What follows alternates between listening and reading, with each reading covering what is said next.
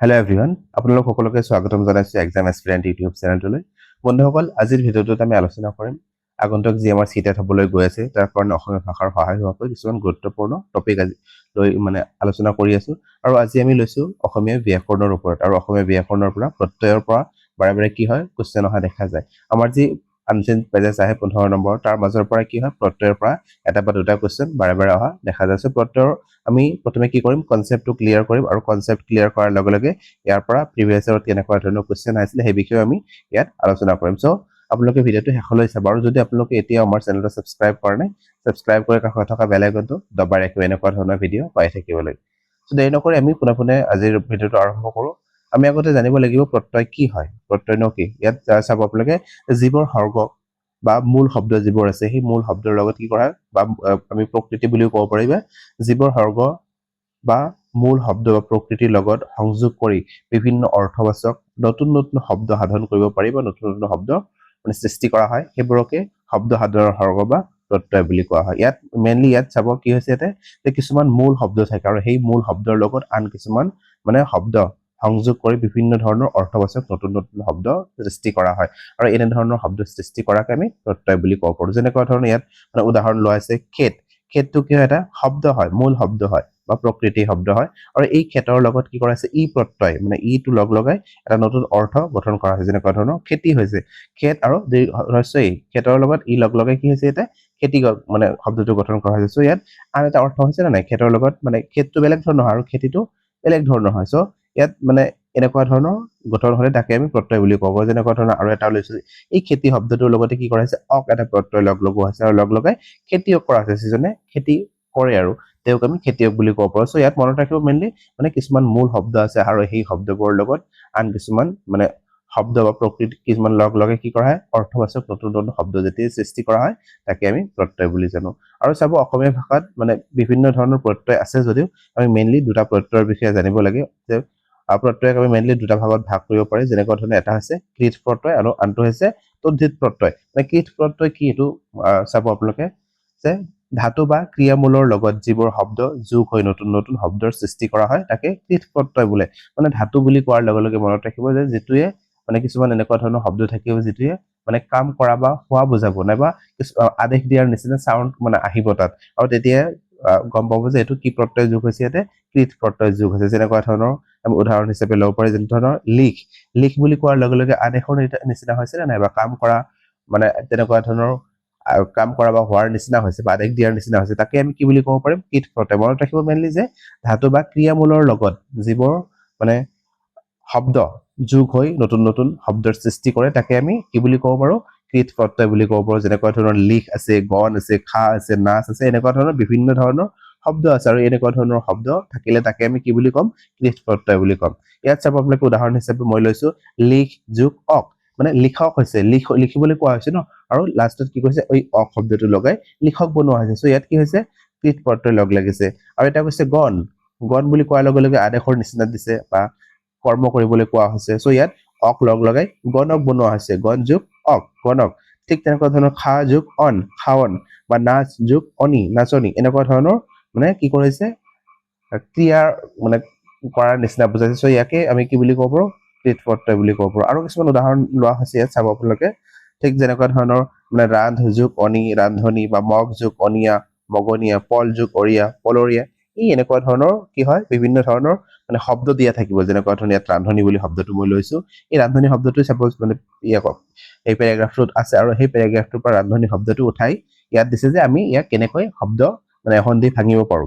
চাৰিটা অপশ্যন দিয়া থাকিব, তাৰ মাজৰ পৰা আমি কাৰেক্ট অপশ্যনটো বিচাৰি উলিয়াব লাগে। চ' ইয়াত চাব ৰান্ধনি বুলি কোৱাৰ লগে লগে ৰান্ধ আৰু অনি লগ লাগিছে, ৰান্ধনি তেতিয়া ৰান্ধ আৰু যোগ অনি লগ লাগি কি হৈছে ৰান্ধনি শব্দটো হৈছে। ঠিক তেনেকুৱা ধৰণৰ বাকী শব্দবোৰ যদি চায়, নাচ যোগ অনি, নাচনি, খা যোগ অন, খাৱন, এনেকুৱা ধৰণৰ কি কৰিছে শব্দ গঠন কৰাইছো। আপোনালোকে এনেকুৱা ধৰণৰ চাই যাব, চালে কি হ'ব আপোনাৰ কোনটো প্ৰত্যয়, কেতিয়াবা এনেকুৱা আহে যে ইয়াত কোনটো প্ৰত্যয় যোগ হৈছে ক'ব লাগে, বা কেতিয়াবা এনেকুৱা ধৰণৰ শব্দটো দি দিব, শব্দটো ভাঙিব দিব।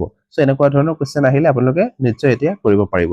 এতিয়া আহো তদ্ধিত প্ৰত্যয়। কৃত প্ৰত্যয় বুজি পালে কি হয়, বা ইয়াৰ উদাহৰণখিনি চালে যে মেইনলি কৃত প্ৰত্যয় মনত ৰাখিব যে কিছুমান আদেশ দিয়াৰ নিচিনা বা ক্ৰিয়াৰ পিছত ক্ৰিয়া কৰা বা হোৱা বুজালে, বা আদেশ দিয়া তেনেকুৱা ধৰণৰ বুজালে তাৰপিছত যিবোৰ কি যোগ হয়, শব্দ যোগ হৈ নতুন অৰ্থ সৃষ্টি কৰে তাকে আমি কৃত প্ৰত্যয় বুলি ক'লো। বা যিখিনি আমি উদাহৰণ চালো উদাহৰণখিনিৰ পৰা মানে ক্লিয়াৰ হৈছে আৰু এতিয়া চাওঁ তদ্ধিত প্ৰত্যয়নো কি হয় ইয়াত চাব তদ্ধিত প্ৰত্যয় মানে কি নাম শব্দ মেইনলি আমি যিবোৰ নাউন শব্দ আছে বা নাম শব্দ আছে এই নাম শব্দৰ লগত আন কিছুমান শব্দ কি হয় যোগ হৈ নতুন নতুন মানে অৰ্থবাচক শব্দৰ সৃষ্টি কৰিলে তাকে আমি তদ্ধিত প্ৰত্যয় বুলি কওঁ যেনেকুৱা ধৰণৰ ইয়াত নাম শব্দ বুলি কোৱাৰ লগে লগে ঘৰ তল বাট পানী এনেকুৱা ধৰণৰ এইবোৰ একটা নাম হয় নে নাই আৰু এই নাম শব্দৰ পিছত আমি কি কৰিছো কিছুমান আন শব্দ লগ লগাইছো প্ৰত্যয় লগ লগাইছো প্ৰত্যয় লগ লগাই কি কৰিছো আন এটা নতুন অৰ্থবাচক শব্দৰ সৃষ্টি কৰা হৈছে আৰু তেতিয়া আমি তাক কি বুলি ক'ম মানে তদ্ধিত প্ৰত্যয় বুলি ক'ম যেনেকুৱা ধৰণৰ ইয়াত শব্দটো যে লৈছে ঘৰ আৰু তাৰ লগত যোগ কৰিছে অচিয়া ঘৰ যোগ অচিয়া ঘৰচিয়া হৈছে ঠিক তেনেকুৱা ধৰণৰ তল যোগ অতিয়া তলতীয়া বাট যোগ অৰুৱা বাটৰুৱা পানী যোগ পানীয়া এনেকুৱা ধৰণৰ কি কৰা হয় মানে নাম শব্দৰ পিছত আমি কোনো এটা শব্দ লগ লগাই যেতিয়া নতুন অৰ্থ সৃষ্টি কৰো তাকে আমি তদ্ধিত প্ৰত্যয় বুলি ক'ব পাৰো এইখিনি মনত ৰাখিব কৃত প্ৰত্যয় আমি পালো মানে ক্ৰিয়াৰ পিছত হ'ব আৰু তদ্ধিত প্ৰত্যয় হৈছে নাম শব্দৰ পিছত যিবোৰ মানে প্ৰত্যয় লগ লাগি নতুন অৰ্থ সৃষ্টি কৰে তাকে মানে তদ্ধিত প্ৰত্যয় বুলি কোৱা হয় এতিয়া আমি চাম ইয়াৰ পৰা কনসেপ্ট এইখিনিয়ে বেছি নাই ইয়াত সৰু সৰু টপিক আছে ইয়াত মেইনলি টু দা পইণ্ট কেনেকুৱা ধৰণৰ আহে ইমান ডিটেইলছ আমি যদি চাব যাওঁ প্ৰত্যয়ৰ ওপৰত বহুত ডাঙৰ এটা ক্লাছ হ'ব কিন্তু ইয়াত ইমানবোৰ আমাৰ চিটেটত নাহে যিখিনি আমাৰ টু দা পইণ্ট আহে সেইখিনি মই ইয়াত লৈছো চাব ইয়াত চাব আপোনালোকে প্ৰিভিয়াছ ইয়াৰৰ মই কিছুমান কুৱেশ্যন পেপাৰ লৈছো মানে কুৱেশ্যন লৈছো কেনেকুৱা ধৰণৰ আগৰ বছৰবোৰত ইয়াৰ পৰা কুৱেশ্যন আহিছে ইয়াত চাব মানে প্ৰথম কুৱেশ্যনটো কি আছে লৰালি শব্দটোৰ প্ৰত্যয় ভাঙিলে কি হ'ব এই যে লৰালি শব্দটো দি আছে এই লৰালি শব্দটো আমি কেনেকুৱা ধৰণৰ প্ৰত্যয় ভাঙিব পাৰো ইয়াত চাব লৰা বুলি কোৱাৰ লগে লগে নাম হয় নে নাই লৰা বুলি কোৱাৰ লগে লগে এটা নাম শব্দ হয় সো এইটো আমি যদি চাব যাওঁ এইটো কি প্ৰত্যয় হ'ব মানে তদ্ধিত প্ৰত্যয় হ'ব নাম শব্দৰ পিছত যিবোৰ মানে আন কিছুমান প্ৰত্যয় লগ লগাই যেতিয়া অৰ্থ নতুন সৃষ্টি কৰা হ'ব তেতিয়া আমি তাক কি বুলি ক'ব পাৰো তদ্ধিত প্ৰত্যয় বুলি ক'ব পাৰো ঠিক তেনেকুৱা ধৰণৰ ইয়াতো কি আছে তদ্ধিত প্ৰত্যয় লগ লাগিছে লৰা বুলি কোৱাৰ লগে লগে এটা নাম শব্দ হৈছে আৰু লৰাৰ লগত কি লাগিছে লৰা যোগ আলি লৰালি ইয়াত যদি আমি চাব যাওঁ অপচন নম্বৰ 2 দি আছে লৰা যোগ আলি এইটোৱে হ'ব ইয়াৰ শুদ্ধ উত্তৰ লৰালি লৰা যোগ ইলি বা লৰা যোগ আলহী এনেকুৱা ধৰণৰ আমি এইবোৰ সঠিক মানে প্ৰত্যয় বুলি ক'ব নোৱাৰো ইয়াত লৰা আৰু তাৰ লগত আলি লগ লাগি লৰালি হৈছে সো অপচন নম্বৰ 2 টো ইয়াৰ শুদ্ধ উত্তৰ হ'ব এতিয়া আমি নেক্সটলৈকে মানে 2 নম্বৰ কোৱেশ্চনত কি দিছে চাব 2 নম্বৰ কোৱেশ্চনত কৈছে দুখীয়া এই দুখীয়া শব্দটোত থকা প্ৰত্যয়টো কি মানে এই দুখীয়া শব্দটো যে আছে ইয়াত কি প্ৰত্যয় লগ লগোৱা হৈছে ইয়াত চাব আপোনালোকে যদি দুখীয়া শব্দটো আমি ভাঙি দিও ইয়াত কি হ'ব দুখ আৰু দুখৰ লগত কি হৈছে ইয়া দীৰ্ঘ ই আৰু দুখৰ লগত ইয়া দুখটো কি হয় নাম শব্দ এটা নাম হয় নে নাই আৰু তাৰ লগত কৰিছে ইয়া প্ৰত্যয় লগ লগাই ইয়াত দুখীয়া কৰা হৈছে সো ইয়াত যদি আমি চাব যাওঁ দীৰ্ঘ ই আৰু উদ্দেশ্যকাৰ ইয়া এইটো অপচন নম্বৰ 1 টো হ'ব ইয়াৰ শুদ্ধ উত্তৰ দুখৰ লগত ইয়া লগ লগাই দুখীয়া বনোৱা হৈছে অপচন নম্বৰ 1 টো ইয়াৰ শুদ্ধ উত্তৰ হ'ব এতিয়া নেক্সটলৈকে কোৱেশ্চন নম্বৰ 3 কোৱেশ্চন নম্বৰ 3 ত কি কৈছে চাব যে কান্দুৰা শব্দটোৰ প্ৰকৃতি আৰু প্ৰত্যয় হল মানে কান্দুৰা যিটো শব্দ আছে ইয়াত মূল শব্দ আৰু কি প্ৰত্যয় লগ লাগিছে এইটো আমাক ক'ব লাগে ইয়াত চাব কান্দুৰা বুলি কোৱাৰ লগে ইয়াত কি লগ লাগিছে প্ৰথমে কান্দ লগ লাগিছে না ইয়াত যদি আমি চাব যে কান্দ শব্দটো দিয়া আছে আৰু এই দুটা যদি আমি চাও এনেই মানে এলিমিনেট কৰিব পাৰো এই দুটা ভুল দিয়া আছে সো কান্দ বুলি কোৱাৰ লগে লগে কি হৈছে কান্দিবলৈ আদেশ দিয়া হৈছে বা কি কৰা হৈছে ক্ৰিয়া বুজোৱা হৈছে না নাই সো ইয়াত কান্দৰ লগত কি আছে উৰা হ্ৰস্বৰ চিন আছে ন হ্ৰস্বৰ চিন থকাৰ লগে লগে আমি হ্ৰস্ব লগাব লাগিব আৰু ৰটো আছে লাষ্টত ৰ আৰু উৰা সো ইয়াত যদি আমি চাব যাওঁ অপচন নম্বৰ 1 আছে এইটো ইয়াৰ শুদ্ধ উত্তৰ হ'ব যে কান্দ যোগ উৰা আৰু চাব ইয়াত কি প্ৰত্যয় লগ লাগিছে ইয়াত যদি আমি চাব যাওঁ কৃত প্ৰত্যয় লগ লাগিছে লাগিছে নাই কান্দ মানে ক্ৰিয়া কৰা বুজাইছে ন কান্দিবলৈ কোৱা হৈছে সো ইয়াত কান্দ যোগ উৰা কান্দুৰা ইয়াত হ'ব অপচন নম্বৰ 1 টো শুদ্ধ এতিয়া নেক্সটৰ ফালে নেক্সট 4 নম্বৰ কোৱেশ্চনত কি কৈছে চাব 4 নম্বৰ কোৱেশ্চনত কৈছে ধাতুৰ পিছত যোগ হোৱা প্ৰত্যয়ক আমি কি বুলি ক'ব পাৰো মানে ধাতুৰ পিছত যেতিয়া মানে ক্ৰিয়া বা ধাতু আমি এইটো পাইছো ন ক্ৰিয়া বা ধাতু মূল যে আছে তাৰ পিছত যোগ হোৱা প্ৰত্যয়ক আমি কি বুলি ক'ব পাৰো ইয়াক আমি কৃত প্ৰত্যয় বুলি ক'ব পাৰো অপচন নম্বৰ 2 টো ইয়াৰ শুদ্ধ উত্তৰ হ'ব আৰু নাম শব্দৰ বা নাম বা প্ৰকৃতিৰ পিছত যোগ হোৱা শব্দবোৰক আমি কি বুলি কওঁ তদ্ধিত প্ৰত্যয় বুলি কওঁ আৰু ক্ৰিয়া বা ধাতুৰ পিছত যোগ হলে তাক আমি কৃত প্ৰত্যয় বুলি কওঁ সো অপচন নম্বৰ 2 টো ইয়াৰ শুদ্ধ উত্তৰ হ'ব এতিয়া নেক্সটলৈকে কোৱেশ্চন নম্বৰ 5 কোৱেশ্চন নম্বৰ 5ত কি কৈছে চাব ধ্বনি শব্দটোত কোনটো তদ্ধিত প্ৰত্যয় যোগ হৈছে এই যে ধ্বনি শব্দটো আছে এই ধ্বনি শব্দটোত কোনটো তদ্ধিত প্ৰত্যয় যোগ হৈছে ইয়াত যদি আমি চাব যাওঁ মানে কি হৈছে তদ্ধিত প্ৰত্যয় হৈছে ধনটো এটা কি হয় ধন আৰু তাৰ লগত কি লগ লাগিছে ধন যোগ ই দীৰ্ঘ ই লগ লাগিছে ইয়াত দীৰ্ঘ ইৰ চিন আছে ন ধনৰ লগত দীৰ্ঘ ই লগ লাগি ধ্বনি হৈছে সো ধনটো হৈছে এটা নাম শব্দ আৰু ইয়াতে সেইকাৰণে ইয়াত তদ্ধিত প্ৰত্যয় বুলি কোৱা হৈছে সো ইয়াত অপচন নম্বৰ 2 যিটো দিয়া আছে ধনৰ লগত দীৰ্ঘ ই লগ লাগি ধ্বনি হৈছে অপচন নম্বৰ 2 টো ইয়াৰ শুদ্ধ উত্তৰ হ'ব এতিয়া নেক্সট কোৱেশ্চনটো লৈ কোৱেশ্চন নম্বৰ 6 কোৱেশ্চন নম্বৰ 6 ত কি কৈছে চাব মৰমিয়াল শব্দটোৰ প্ৰত্যয় ভাঙি দেখুৱা এই যে মৰমিয়াল শব্দটো আছে ইয়াৰ প্ৰত্যয় ভাঙিলে কেনেকুৱা ধৰণৰ হ'ব সো ইয়াতেও চাব কি আছে মৰমিয়াল আমি যদি চাব যে মৰম যোগ ইয়াল মৰমিয়াল সো ইয়াত আপোনালোকে আকৌ মানে আচ্ছা ইয়াত দীৰ্ঘই নাই সো ইয়াত চাব আপোনালোকে প্ৰথমে কি আছে ইয়াত মৰম লগ লাগিছে আৰু মৰমটো কি হৈছে এটা নাম শব্দ আৰু সেই কাৰণে ই কি হ'ব তদ্ধিত প্ৰত্যয়ৰ উদাহৰণ হ'ব সো মৰমৰ লগত কি লগ লাগিব ইয়াত হস্যই আলৰ ইয়াল লগ লাগিব মৰমিয়াল এই যদি চাব যে অপচন নম্বৰ 1 টো ইয়াৰ শুদ্ধ উত্তৰ হ'ব যে মৰমৰ লগত ইয়াল লগ লাগিছে আৰু ইয়াল লগ লাগি মৰমিয়াল হৈছে মৰম যোগ আল হলে নহব মৰম যোগ ইয়া হলে মৰমিয়া হৈ যাব ন মৰমি যোগ আল এটোতো প্ৰত্যয়ৰ কোনো নিয়মে নহয় সো ইয়াত আমি চাব যে অপচন নম্বৰ 1 টো শুদ্ধ উত্তৰ হ'ব এতিয়া নেক্সট কোৱেশ্চনটো লৈ কোৱেশ্চন নম্বৰ 7 কোৱেশ্চন নম্বৰ 7 ত কি কৈছে চাব যে পঢ়াশালী শব্দটোত থকা প্ৰত্যয়টো বাছি উলিওৱা এই যে পঢ়াশালী শব্দটো দি আছে ইয়াত কেনেকুৱা ধৰণৰ প্ৰত্যয় লগ লাগিছে ইয়াত যদি আমি চাব যাও এটো যদি ভাঙিব যাও পঢ়া প্ৰথমে কোৱা হৈছে কি পঢ়া পঢ়াটো কি হয় এটা ক্ৰিয়া হয় হয়নে নাই পঢ়াৰ লগত কি লগ লাগিছে হালি পঢ়া যোগ হালি সো ইয়াত পঢ়া যোগ হালি লগ লাগি কি হৈছে পঢ়াশালী ইয়াত তুমি চাব যে পঢ়াটো এটা ক্ৰিয়া হয় আৰু এটো কি প্ৰত্যয়ৰ উদাহৰণ হ'ব কৃত প্ৰত্যয়ৰ উদাহৰণ হ'ব এটো এটা কৃত প্ৰত্যয়ৰ উদাহৰণ হ'ব আৰু ইয়াত কি লগ লাগিছে হালি লগ লাগিছে আলি লগ লগোৱা নাই বা লি বা হাল এনেকুৱা ধৰণৰ তাত লগ লগোৱা হোৱা নাই ইয়াত পঢ়াৰ লগত হালি লগ লগাই এটা মানে আন এটা অৰ্থ প্ৰকাশ কৰা হৈছে পঢ়াশালী কৰোৱা হৈছে অপচন নম্বৰ 1 টো ইয়াৰ শুদ্ধ উত্তৰ হ'ব এতিয়া নেক্সট কোৱেশ্চনটো লৈ কোৱেশ্চন নম্বৰ 8 কোৱেশ্চন নম্বৰ 8 ত কি কৈছে চাব যে শব্দ বা প্ৰতিবাদিকৰ পিছত যোগ হোৱা প্ৰত্যয়ক আমি কি বুলি ক'ব পাৰো ইয়াত যে আমি অলৰেডি আগতে পাইছো ন শব্দ বা যিবোৰ মূল শব্দ আছে বা প্ৰকৃতি আছে বা প্ৰতিবাদিক আছে তাৰ পিছত যোগ হোৱা শব্দবোৰক আমি কি বুলি ক'ব পাৰো ইয়াক আমি অপচন নম্বৰ 2 তদ্ধিত প্ৰত্যয় বুলি ক'ব পাৰো অপচন নম্বৰ 2 টো ইয়াৰ শুদ্ধ উত্তৰ হ'ব এতিয়া নেক্সট কোৱেশ্চনটো লৈ কোৱেশ্চন নম্বৰ 9 কোৱেশ্চন নম্বৰ 9 ত কি কৈছে চাব খকুৱা খকুৱা শব্দটোৰ প্ৰকৃতি আৰু প্ৰত্যয় কি ক'ব লাগে প্ৰকৃতি মানে মূল শব্দ আৰু প্ৰত্যয় কেনেকুৱা ধৰণৰ লগ লাগিছে সেইটো আমি ক'ব লাগে ইয়াক যদি আমি চাব যাও কি হ'ব ইয়াত অপচন নম্বৰ 1 আছে খক যোগ ওৱা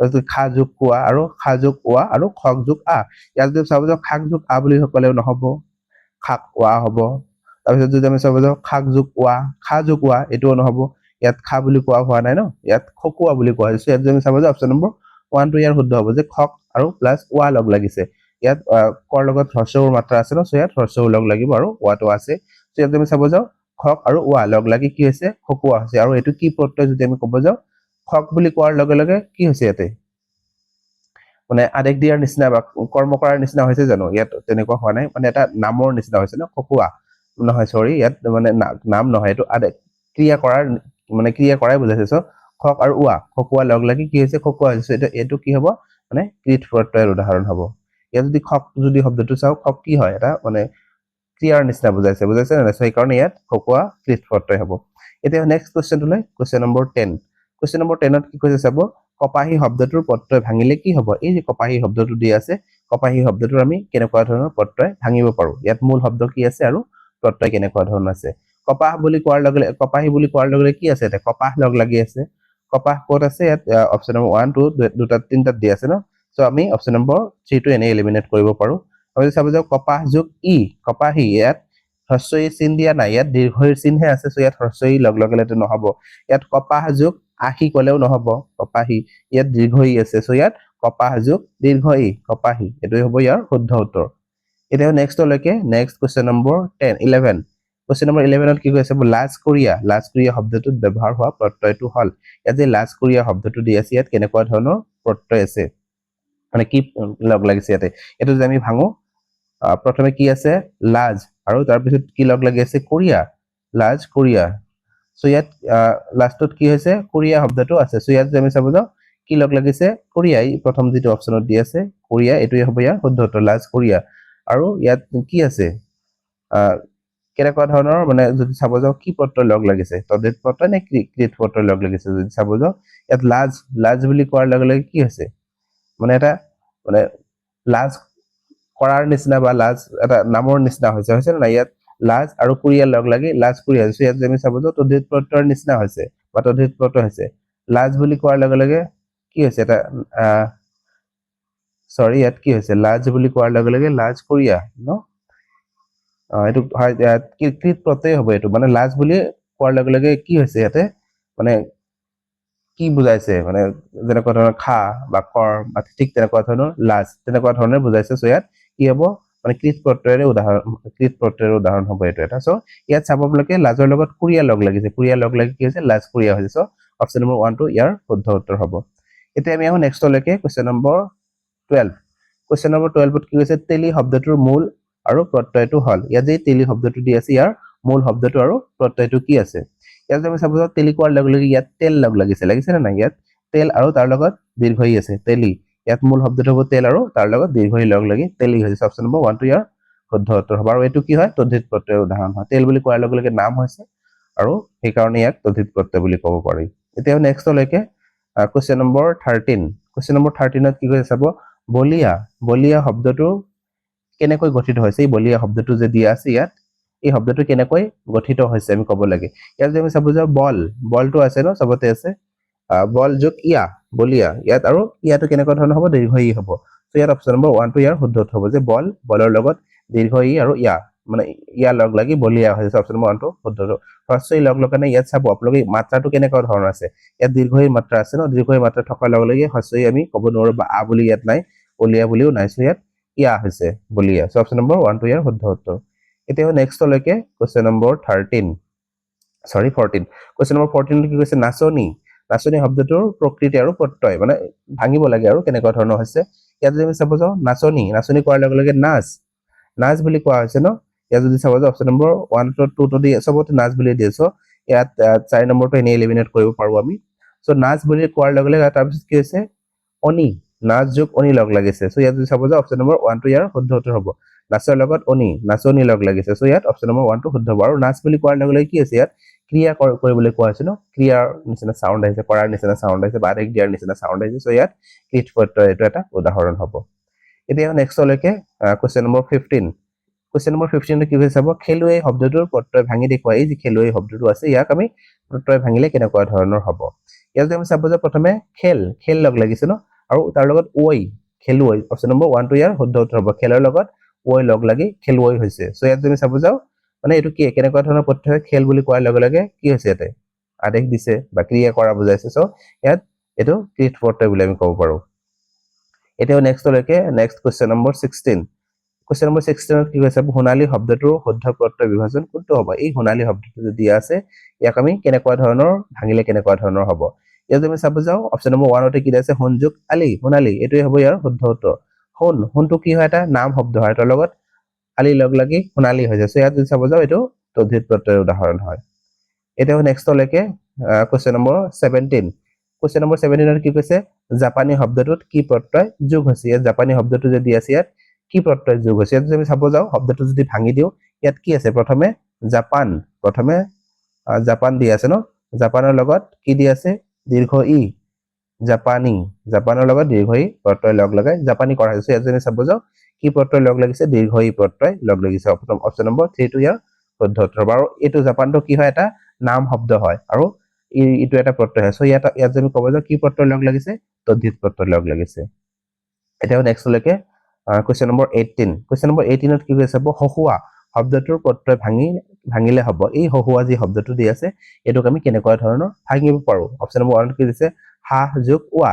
যদি আমি চাব যাওঁ এইটোৱে হ'ব ইয়াৰ শুদ্ধ উত্তৰ। হাঁহ যোগ উৱা হহুৱা হৈছে ন মানে হাঁহৰ ভাঙিব কোৱা হৈছে। সো যদি চাব যাওঁ হাঁহটো কি হয় এটা মানে ক্ৰিয়া শব্দ হয় নে নাই। সো আৰু তাৰ লগত উৱা প্ৰত্যয় লগ লাগি হহুৱা হৈছে। সো ইয়াতে কি হৈছে মানে কৃত প্ৰত্যয় লগ লাগিছে। অপশ্যন নম্বৰ 1 টো ইয়াৰ শুদ্ধ উত্তৰ হ'ব। আৰু চাব প্ৰত্যয়টো হৈছে কৃত প্ৰত্যয়। এতিয়া আকৌ নেক্সট কুৱেশ্যনটো লৈ কুৱেশ্যন নম্বৰ 19। কুৱেশ্যন নম্বৰ 19ত কি কৈছে চাব বনোৱা শব্দটোৰ প্ৰকৃতি প্ৰত্যয় বাছি উলিওৱা। এই বনোৱা শব্দটো যদি আছে ইয়াক আমি ভাঙিলে ইয়াৰ মূল শব্দ আৰু প্ৰত্যয়টো কেনেকুৱা ধৰণৰ পাম। ইয়াত চাব যাওঁ অপশ্যন নম্বৰ 1ত কি আছে বন আৰু উৱা। অপশ্যন নম্বৰ 1 টো ইয়াৰ শুদ্ধ উত্তৰ হ'ব। বনোৱা বন বুলি কোৱাৰ লগে লগে ইয়াত নাম শব্দ হৈছে আৰু উৱা এটা প্ৰত্যয় লগ লাগিছে। ইয়াত তদ্ধিত প্ৰত্যয় এইটো এটা উদাহৰণ হয়। এতিয়া আন এটা কুৱেশ্যনলৈ কুৱেশ্যন নম্বৰ 20। কুৱেশ্যন নম্বৰ 20ত কি কৈছে চাব ঘৰুৱা শব্দটোৰ তলত কোনটো প্ৰত্যয়ৰ উদাহৰণ। এই যে ঘৰুৱা শব্দটো যে দি আছে এইটো কোনটো প্ৰত্যয়ৰ উদাহৰণ। ইয়াত যদি আমি ভাঙো কিটো প্ৰত্যয়টো ইয়াত কি হ'ব ঘৰ আৰু উৱা লগ লাগিছে ঘৰৰ লগত উৱা। সো ইয়াত যদি চাব যাওঁ মানে ঘৰটো কি হয় এটা নাম শব্দ হয় আৰু উৱাটো এটা প্ৰত্যয় হয় আৰু ইয়াত এইটোক আমি কি প্ৰত্যয় বুলি ক'ব পাৰিম মানে তদ্ধিত প্ৰত্যয়। সো অপশ্যন নম্বৰ 2 টো ইয়াৰ শুদ্ধ উত্তৰ হ'ব। তদ্ধিত প্ৰত্যয়ৰ উদাহৰণ হয়। এতিয়া নেক্সট কুৱেশ্যন নম্বৰ 21। 21ত কি কৈছে চাব যে গাঁৱলীয়া যি শব্দটো আছে প্ৰত্যয় ভাঙি দেখুৱাই গাঁৱলীয়া শব্দটোৰ প্ৰত্যয় ভাঙিলে কেনেকুৱা ধৰণৰ হ'ব ইয়াত যদি আমি চাব যাওঁ গাঁও হৈছে ন গাঁও আৰু অলিয়া অপচন নম্বৰ 4 মানে গাঁৱলীয়া শব্দটোত গাঁও আৰু অলিয়া এই দুটা লগ লাগি গাঁৱলীয়া হৈছে সো ইয়াত চাব যাওঁ গাঁওটো কি হয় এটা নাম শব্দ হয় আৰু ইয়াত অলিয়াটো এটা প্ৰত্যয় সো ইয়াত কি প্ৰত্যয় লগ লাগিছে তদ্ধিত প্ৰত্যয় লগ লাগিছে সো বন্ধু-বান্ধৱীসকল এই আজিৰ ভিডিঅ'ত আমি এই প্ৰত্যয়ৰ বিষয়ে আলোচনা কৰিলো যদি ভিডিঅ'টো ভাল পায় লাইক আৰু শ্বেয়াৰ কৰিব আৰু এতিয়াও যদি আমাৰ চেনেলটো সাবস্ক্ৰাইব কৰা নাই সাবস্ক্ৰাইব কৰি কাষত থকা বেল আইকনটো দবাই ৰাখিব এনেকুৱা ধৰণৰ ভিডিঅ' পাই থাকিবলৈ ভিডিঅ'টো শেষলৈ চোৱাৰ বাবে ধন্যবাদ